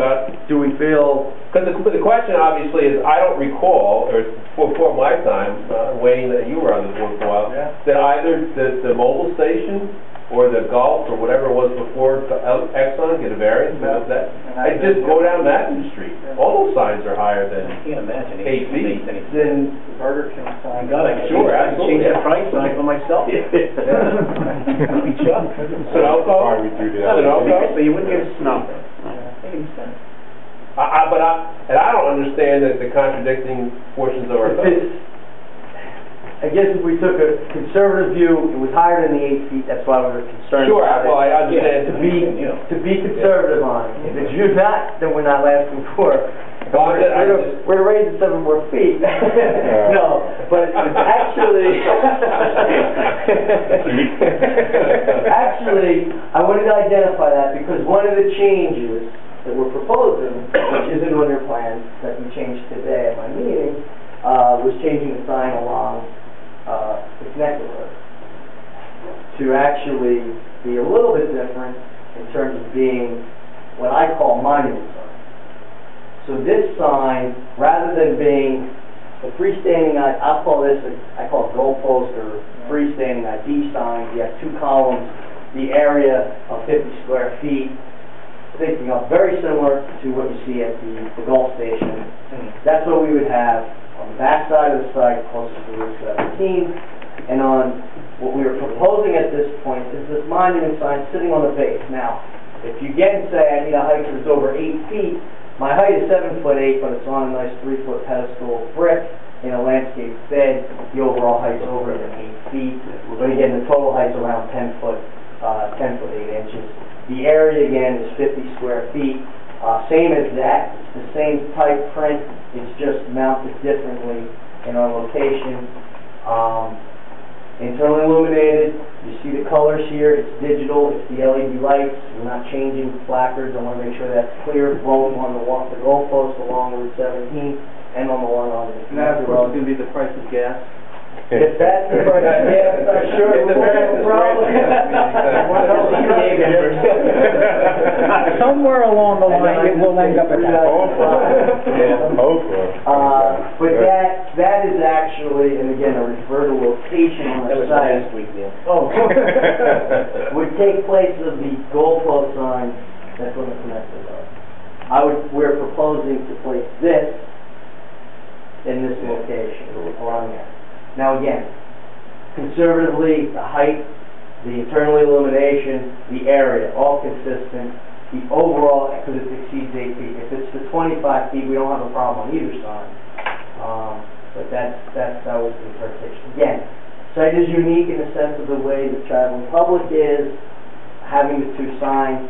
In my view, when you're on a corner lot, you have the opportunity to place that sign, one sign, to make it visible from both sides.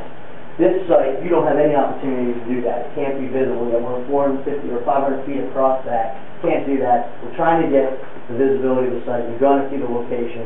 We want to identify to our traveling public and know who quick check is. How close to the highway do you consider the back sign, the goalpost sign? Off of our property line is 18 feet. Off of the travel way, which is off further, it's approximately another 10 feet beyond that, so it's about 28 feet from the travel way, behind guide rail, etc. And how does that compare to, let's say, where Burger King has that huge goalpost? It's a good question. I don't know how far that is. I don't have that dimension on how far off the roadway it is. Have we approved any of these larger signs then? I've been here 12 years and Everything we've done is the hotel, right? It's done. It never came in. The hotel's getting, on you past. I was reviewing these with my partner, Mike Donnelly, today, because Mike's history with the planning board goes back into the mid-'80s. He recalls the Burger King sign was actually subject of litigation the village was involved in. He doesn't remember the details, but Pete Streetus got it. So was represented the village in that case.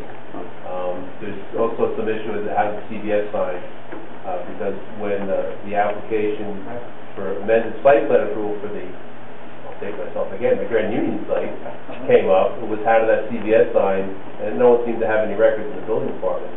So that sign doesn't comply for a whole host of reasons, but we're not really sure how that got up either.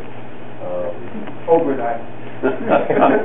But now, historically, you know, in the village, there was a Texaco station down next to just past Steve's Deli that had a large, I mean, right on the road, had a large, high Texaco sign. My grandfather had a gas station down with bagel places, and that had a high Esso station.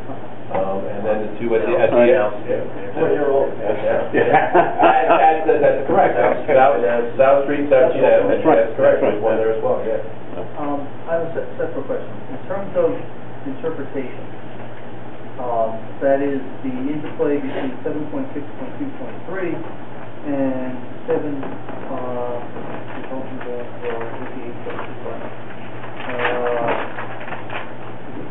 what's the 8-foot requirement? 6.1. 7.6.1. Yeah. Is that fall on our shoulders to make that determination? Is it the interplay between the two of them? Well, I need to do a little bit more investigation to find out, because there is, and I couldn't find the definition in the code. The 7.6.2.3 talks about 25 feet above ground level. Right. So whether that's the distinction then 8 feet in height, or maybe I'm just grasping at straws. I don't know if there's a distinction that they're trying to make there, but it would require a little bit more investigation. What do you think, but is that something that... The 8? You go to 7.6.2.1, right? Freestanding signs, and then 1, 2, 3, 4, 5, 6, 7, 8, 9 lines down. Freestanding signs shall not exceed 8 feet in height. Yeah, I believe so too. Right. Yeah, that's what I would put. Number 25 foot height. No, the size of the sign can't be higher than 8 feet. Right. But the overall height of the sign can't be higher than 25 feet. Which talks about a service station. Yeah. And it says... I didn't get that quote. Sorry. That naturally you can identify the price of your gas, but not to extend more than 1 foot from either side of the row of pumps. So, to be safe, if we ran a project, would we not want to, is that something that would require a variance? Location of where these... Well, a pump island sign, I would assume would not be these freestanding. Right, it'd be right above the pump. It would be the ones right above the pump. Right. Oh, okay. Okay. Or at the end of the pump. Or at the end of the pump. Right. Okay. Yeah. Just trying to save as many trips back and forth. Sure. All right, any comments on the freestanding sign? Any questions? Just in terms of the CVS sign, is it higher than the CVS sign? Right. Sign? That's got to be higher. Higher? I would say higher. But related to the mobile sign, if you can, and in terms of the Gulf sign, we are lower. And then we're in par with the mobile sign, which is, if you had to look at this, would be sitting in this area. Okay. So I mean, the underside clearance of the mobile sign is actually higher, but the overall height is probably a little bit less. Okay. But it's not out of character. 7.6.21, where we're talking about the 8 feet.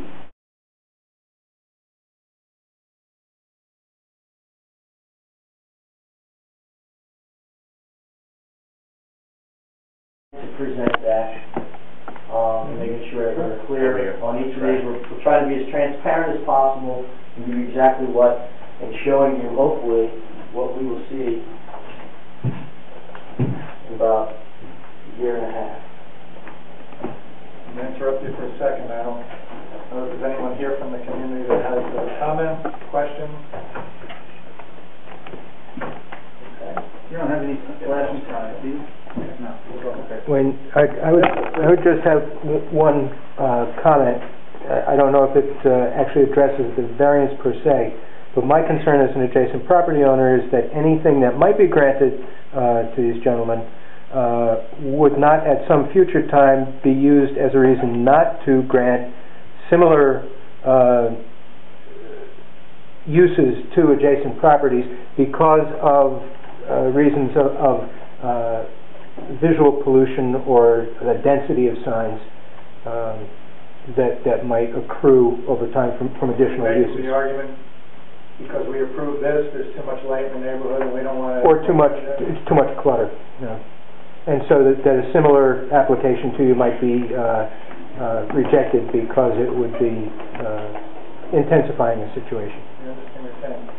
The counter argument for that property owner is, hey, you did it with the golf, you did it with the... Right, exactly. It's on its own, yeah. Right. Yes. Now, as I say, I just want to throw it out there, sort of put on the record to protect myself, because actually I had spoken to Mr. Albanese before they came to this site to try to interest them in ours.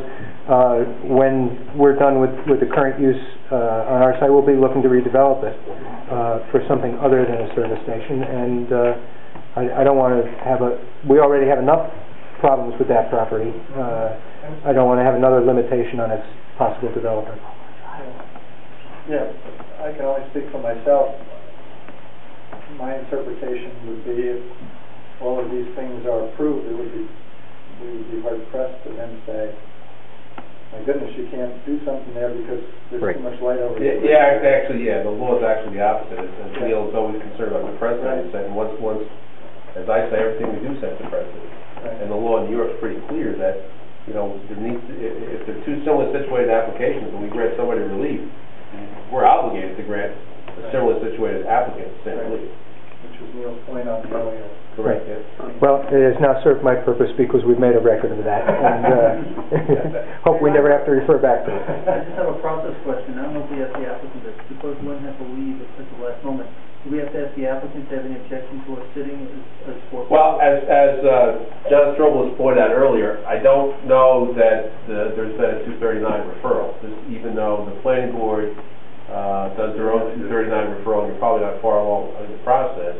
We're required to do a 239 referral as well. Karen's on vacation this week, so I'm not aware that we referred this to the Orange County Department of Planning. So I don't know that we could take action. Basically, a rule that you're so close to a state or county line. Within 5, I assume you're within 500 feet of 17, right? Yeah. They go through a formality for 30 days? 30 days. 30 days. So just figure we'd ask ahead of time. Then my other question is if we approve or just whatever we do, when we do an approval, I mean, I hear you gentlemen saying, you might build in a year and a half. But aren't our approvals good for a year? Well, it can be extended. I mean, it can be extended. I just want to get that in there because, we've had a few in town when we approve stuff, they haven't done anything. They have to back and take. If it was the choice of my client, we'd be building starting tomorrow. But we do have a long road ahead of us in DOT. We've got some good news which will shorten that time frame. We still have a long time with FEMA where they've agreed to what we do, but the federal agencies do not act quickly. We're still working with DEC.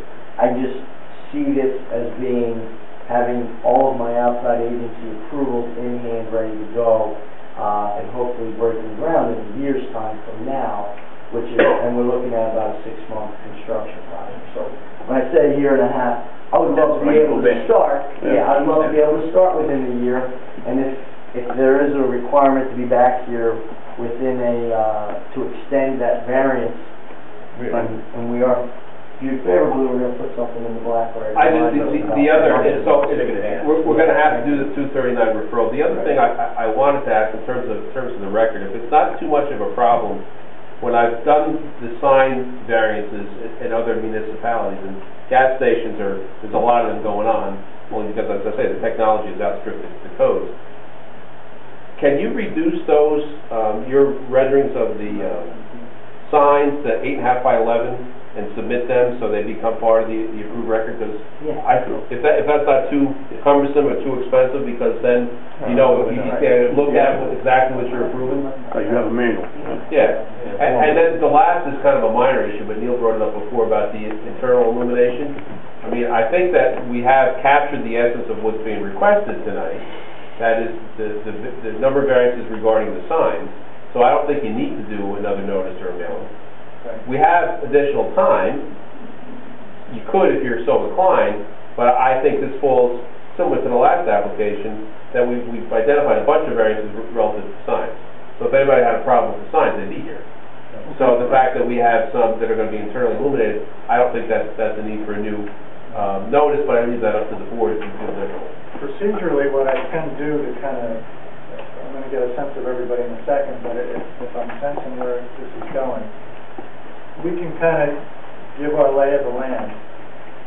We could close the public hearing and just delay our vote until... Yeah, by law you have 62 days, so we submit the county plan. They have 30 days to respond. Right. And then, you know, I can virtually, they'll probably say local determinations. And you will... But it wouldn't be appropriate for us to vote before that. You cannot vote. Yeah, correct. Yeah. Dave, I have a separate question. Michael Donnelly says the planning board believes that it is appropriate for you to segment the review of the variance application from the site plan on an at least a protective of the environment basis. I don't know what he means by that. Yeah, here's what he means. If you see the planning board started their environmental review by doing a notice of intent to be lead agency.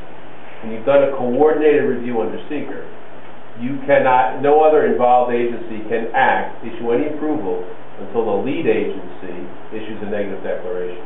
What he said to us is, go ahead, or what the planning board has said, and conduct an uncoordinated review. Make sure your uncoordinated review needs to be as protective of the environment as the planning board's coordinated review, but allows us to issue the variance if we are so inclined, as opposed to waiting until the planning board finishes seeker. Okay.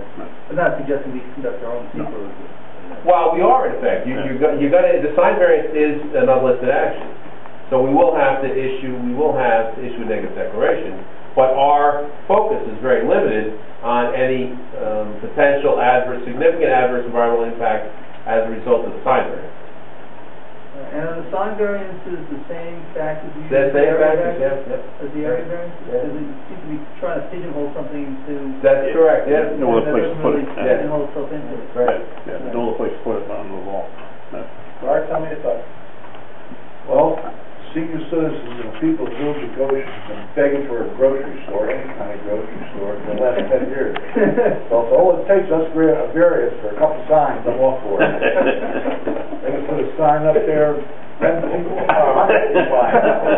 We're not asking for that. No, I think this is good, because I think we really, Goshen's got to work to bring businesses in, and I mean, quick check by Vincent that people have been there, looks like they're running a good group, and it looks like they bring some gift prices down.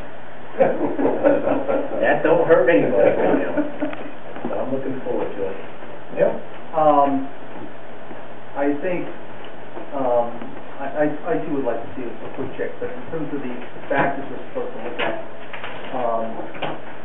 I think they in the main they meet the factors. So for example, undesirable change. I don't think there's going to be an undesirable change in the neighborhood. I think this area has lots of signs. We've heard testimony, there's lots of signs. Exxon Mobil. Most of them are internally illuminated. Most of them can be seen. It's not in a quick way, but it's pretty close to that. So I don't think there's going to be an undesirable change in the character of the neighborhood. That's there, our gas station. Benefit without the area variance. I haven't really heard too much about that. In other words, I haven't really heard you can't have a quick check without these signs. It seems to me you could have a quick check without these signs, but it's probably better to have it. I haven't heard any retailer that says a successful business has to advertise. Right. And And if you notice, our competition has very similar signs that I just went through. Canopy signs, the building signs. So the need to advertise is required for any type of retail facility. I went through to point out, though we do need variances from the ordinance, look at the uniqueness of the size of this site, where they're located, how it fits into the architecture. They're not creating any negative aspect of it. They are an ultimate need of any type of retail business to identify where you're located and what you're selling. I understand. That goes with the adverse impact or effect. And I'm hearing you loud and clear. There is no adverse impact or effect because it comports with all the signs, comports with all the other signs in the area. It is substantial. There are some very substantial variances you're asking for. By my count, 160 feet to 104 feet is about a 40%, roughly a 40% variance. Max height 3 feet to 4 feet, 25%.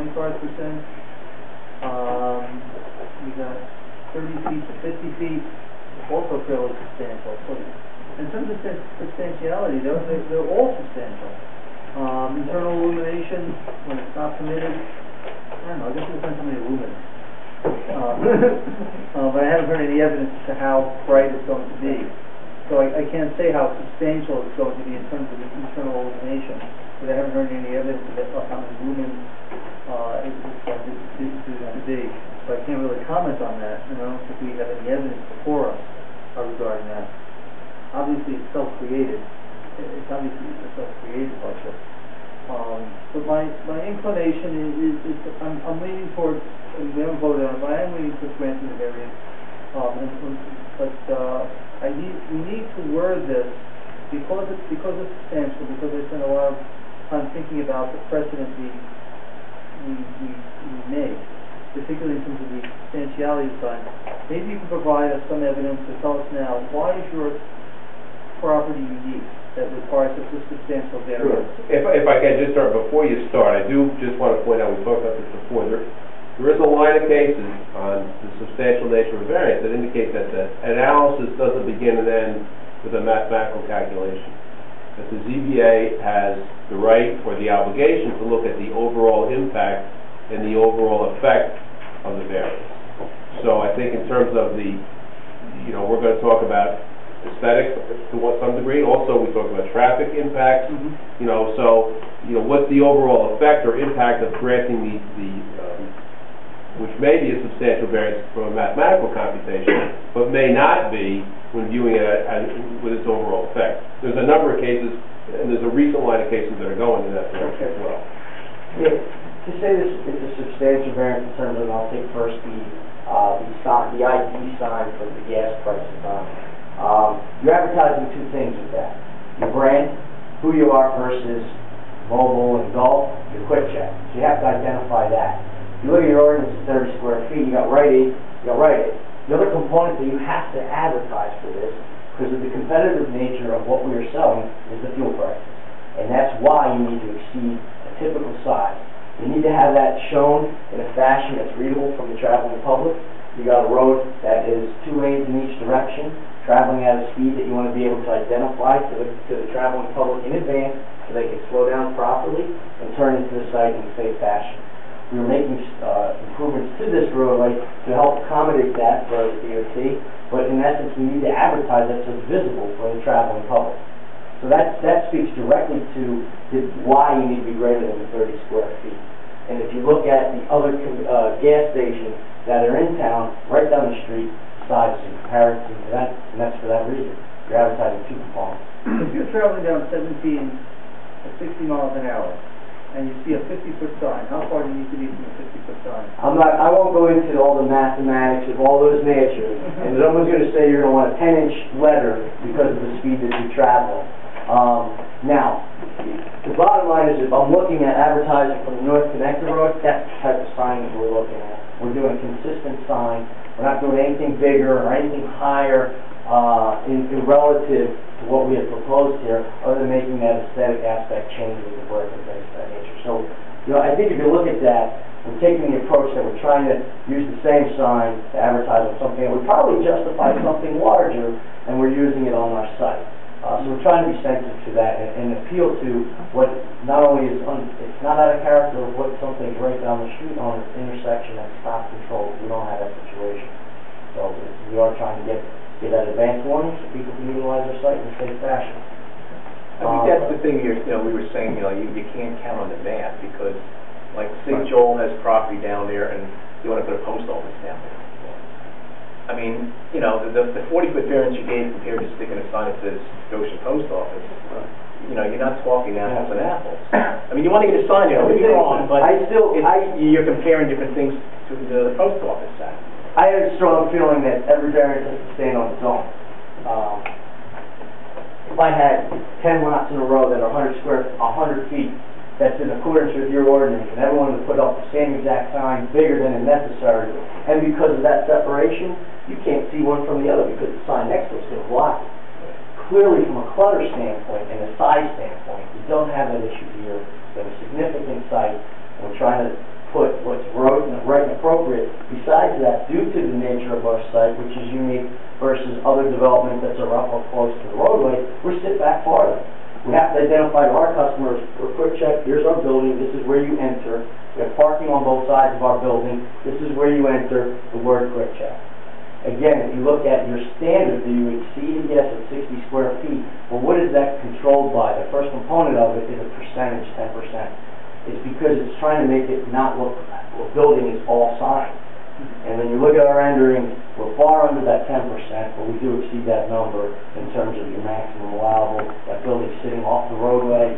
Again, it helps travel and to the public identify where you're going into your site. Let's do this. I think we all have a sense of where we're going. Number one, thank you all gentlemen for really the professional presentation that we got tonight. It helps make our job easier, and we appreciate that. Is it appropriate, Dave, that we keep the hearing open until we get the return? It's in your discretion. I mean, you have no public comment. Okay. It's in your discretion if you like to. All right. Or we could. You're not required to. You're not required to. Okay. All right. Gentlemen, is there anything you want to add? I'm done. Okay. You're public. But not public? Well, when I said and we got you there. I just think, just a point, because Keith did, just so everyone understands, is that nothing will ever be built on the rest of the site. The DEP and we deed restricting the rest of the site. So, it's not, as Keith said, there's plenty of frontage. What was it, 11-year lease or something like that? Yeah, it's actually a 20-year lease. We're going to purchase in year 11. Yeah, it is something 11. So that's just for future. There's nothing else going to go up on the whatever. Yeah, that's great. That's perfect. Thank you. So, anybody want a motion? Make a motion to close the public hearing. Okay. Second it. All in favor? Aye. Thank you, gentlemen. Thank you. Now? Oh, yeah. You'll reduce those. It's not contingent upon approval. That's what I mean, let my more potential process. Well, it could start, when you sign the deal. Yeah. Do we have a date? I will keep, no, we have to wait for the county referral. We gotta make, I don't know if there's 30 days, but I'll get it done tomorrow. But the second Wednesday in May. Right. So maybe, Yeah, more than likely, you give it to June. Yeah, it's a 30-day turnaround. The county doesn't make it. Where's that?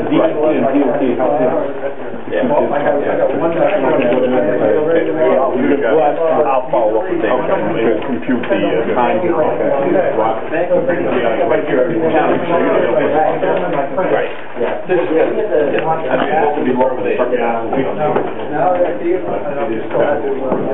You rather decide that you have enough.